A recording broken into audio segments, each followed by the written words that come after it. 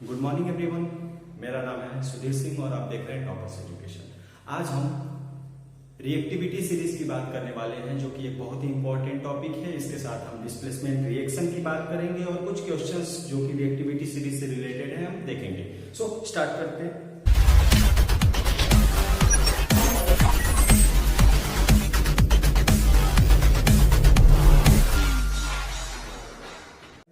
First of all, reactivity series होती क्या है, इसकी डिफिनेशन जान लेते हैं। Metals are arranged in order according to their reactivity and this series will termed as reactivity series. यानी कि मेटल्स को उनके रिएक्टिविटी के बेसिस पे एक ऑर्डर में अरेंज कर दिया गया है। टॉप टू बॉटम एक ऑर्डर बना दिया गया है, जिसमें जो मोस्ट रिएक्टिव हैं उनको टॉप पे रखा गया है और जो लिस्ट रिएक्टिव यानी सबसे कम रिएक्टिव है उसको नीचे की तरफ रखा गया है। यानी हम जैसे जैसे यहाँ पे ऊपर से नीचे की तरफ आते हैं, रिएक्टिविटी सीरीज घटती चली जाती है।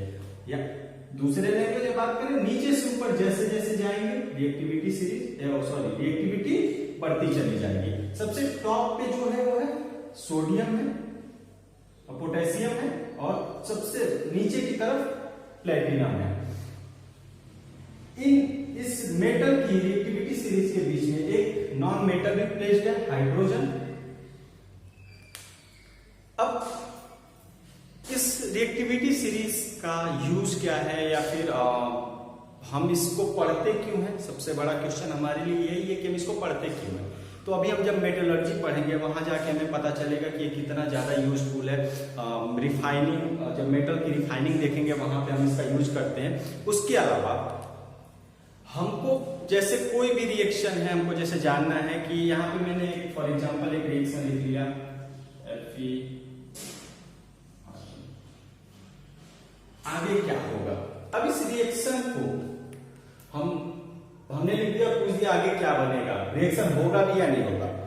अब अगर हमको ये रिएक्टिविटी सीरीज पता है, अगर हम इसके बारे में जानते हैं तो हम आसानी से बता देंगे कि आगे क्या होना है। और अगर हम नहीं जानते तो फिर हम यहाँ पे सोचने लगेंगे कि होना क्या है। सो इसका एक ही रूल है, रिएक्टिविटी सीरीज का एक रूल है कि जो सबसे ऊपर की तरफ होगा, यानी जो ऊपर की तरफ होगा वो नीचे वाले को आसानी से डिस्प्लेस कर देगा, रिएक्शन से हटा देगा। और इसी रिएक्शन को, ऐसे रिएक्शन को हम डिस्प्लेसमेंट रिएक्शन कहते हैं।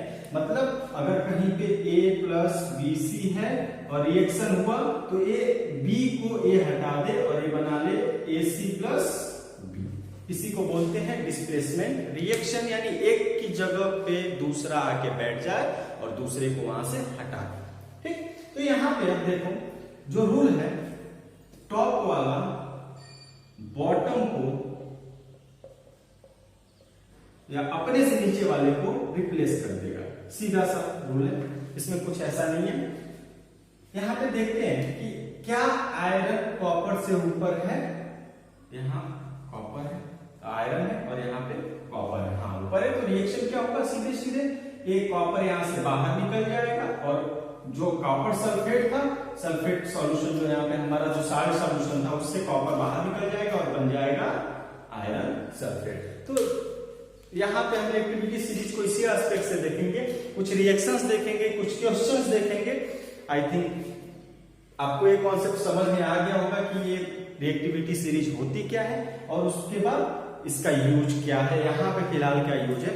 एक बार और मैं रिपीट कर देता हूं, metals are arranged in their reactivity. Metals को उनकी रिएक्टिविटी के बेसिस पे अरेंज कर दिया गया है, जिसे हम रिएक्टिविटी सीरीज कहते हैं। इस रिएक्टिविटी सीरीज में जो सबसे ज्यादा रिएक्टिव होगा वो टॉप पे होगा, जो सबसे कम रिएक्टिव होगा वो बॉटम यानी नीचे की तरफ होगा। और जैसे जैसे हम ऊपर से नीचे की तरफ आएंगे रिएक्टिविटी घटती चली जाती है।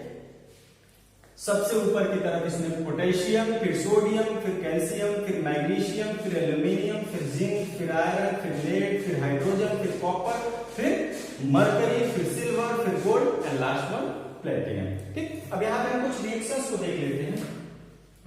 रिएक्शन देख लेते हैं।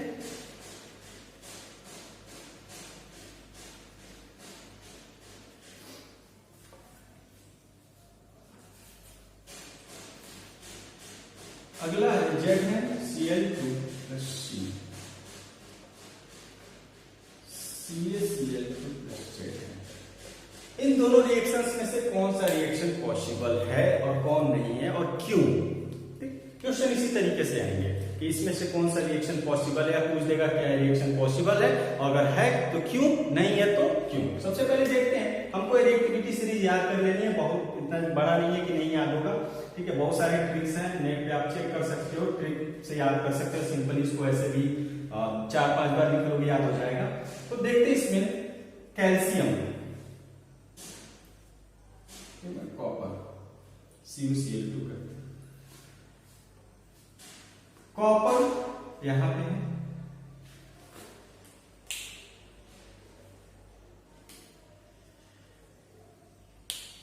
ये रहा हमारा कॉपर, और आयरन कहां है, यहां पे है, ठीक है। यानी आयरन ऊपर है और कॉपर नीचे है। तो इस केस में क्या होगा, कॉपर इसको आयरन जिंक को निकाल पाएगा, जिंक है, जिंक जस्ट उसके ऊपर, जिंक को उसके साल्ट सॉल्यूशन से निकाल पाएगा, कभी नहीं। क्यों? क्योंकि कॉपर नीचे है और ये जिंक ऊपर है, ठीक।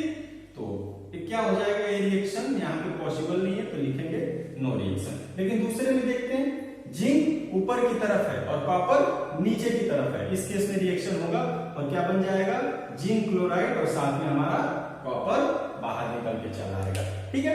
अब यहाँ पे पहले वाले में रिएक्शन क्यों नहीं हुआ, तो सिंपली हम कह सकते हैं कि in the above reaction copper is placed below zinc, hence reaction is not possible, but in this reaction zinc placed above copper, zinc copper के ऊपर प्लेस, इसलिए कॉपर के साल्ट सॉल्यूशन कॉपर क्लोराइड से कॉपर को बाहर कर देगा और बना लेगा जिंक क्लोराइड। ऐसे ही अभी जो जिंक क्लोराइड और साथ में कैल्शियम ले लेते हैं, और यहाँ पे कैल्शियम क्लोराइड और जिंक, इन दोनों रिएक्शन में कौन पॉसिबल है, फटाफट कमेंट करो आप लोग जाके नीचे। बिल्कुल सही, कॉपर ऊपर की तरफ है और जिंक नीचे की तरफ है। इस केस में क्या होगा,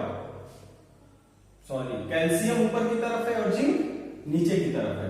इस केस में क्या होगा, कैल्शियम इस जिंक को इनके घर से करेगा गेट आउट और बना लेगा कैल्शियम क्लोराइड, और साथ में जिंक होंगे अपने घर से गेट आउट।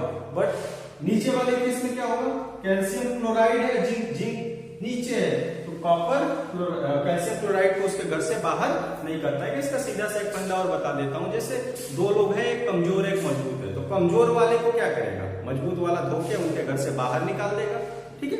यहाँ पे कोई पुलिस वगैरह नहीं कुछ कर पाती है, ना कर पाएगी, क्योंकि ये ऐसा जमाना है जहाँ पे पुलिस नहीं है, ठीक है। तो यहाँ पे जो कमजोर है, कमजोर को मजबूत जो है वो क्या कर दे रहा है, उसी के घर से बाहर कर दे रहा है, उसके घर में जाके बैठ जा रहा है। तो हमको बस देखना है कि मजबूत कौन है, जो मजबूत होगा वो कमजोर वाले को हर हाल में उसके घर से बाहर करेगा, ठीक है। अब यहाँ पे एक क्वेश्चन है जो काफी बार एग्जाम में पूछा गया है, सीधा सा क्वेश्चन है, why copper sulphate solution colour change from blue to pale green when an iron nail immersed in the solution of copper sulfate। कह रहा है कि जब एक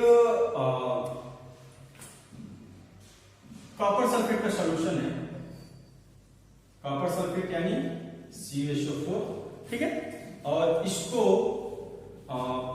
इसमें हम क्या कह रहे हैं, आयरन नेल। आयरन नेल मतलब आयरन नेल को हम डीप कर रहे हैं, सॉल्यूशन है, ये कॉपर सल्फेट का सॉल्यूशन हो गया, इसमें हमने आयरन नेल डीप किया। अब इसका कलर क्या है, ये कह रहा है कि इसका कलर जो ब्लू कलर था, लेकिन जैसे हमने आयरन नेल डीप किया इसका कलर चेंज हो गया और चेंज होके बन गया पेल ग्रीन यानी हरा हो गया। इसका रीजन क्या है, इसके पीछे का कॉन्सेप्ट का रीजन क्या है, सिंपल सा है। अभी हम लोगों ने देखा कि जब कॉपर सल्फेट का सॉल्यूशन है और इसमें हमने जब इसको आयरन से रिएक्ट कराया, आयरन ने इसके साल्ट सॉल्यूशन में जब डीप करी, तो यहाँ पे क्या हुआ, एक कॉपर को क्या करेगा, यहाँ से बाहर निकाल देगा और बना लेगा आयरन सल्फेट। ठीक है, और यही आयरन सल्फेट एक्चुअली जब कॉपर सल्फेट का सॉल्यूशन था, इसकी वजह से इसका कलर क्या था, ब्लू था। लेकिन जैसे ही कॉपर यहाँ से बाहर हुआ और आयरन आके इस सल्फेट यानी जो इस आयरन का साल्ट सॉल्यूशन बना, उसकी वजह से पेल ग्रीन कलर में कन्वर्ट हो गया। तो यही रीजन है। सीधे अब इसका हम टेंसर क्या दे सकते हैं, टेंसर क्या होगा इसका कि एक्चुअली जो रिएक्टिविटी सीरीज है उसमें आयरन ऊपर की तरफ है और कॉपर नीचे की तरफ है, और जब हम आयरन नेल को कॉपर सल्फेट के सॉल्यूशन में डिप करते हैं तो वहां से कॉपर क्या होता है, बाहर निकल जाता है और आयरन सल्फेट का फॉर्मेशन हो जाता है, जिसकी वजह से उसका कलर ब्लू से पेल ग्रीन में कन्वर्ट हो जाता है। सो ये हमारा आज का टॉपिक था रिएक्टिविटी सीरीज। और भी बहुत सारे रिएक्शन है, आप रिएक्शन को सॉल्व करना, अगर नहीं समझ में आता है तो फिर उसको कमेंट करना, I will try to solve. So thank you, मिलते हैं नेक्स्ट।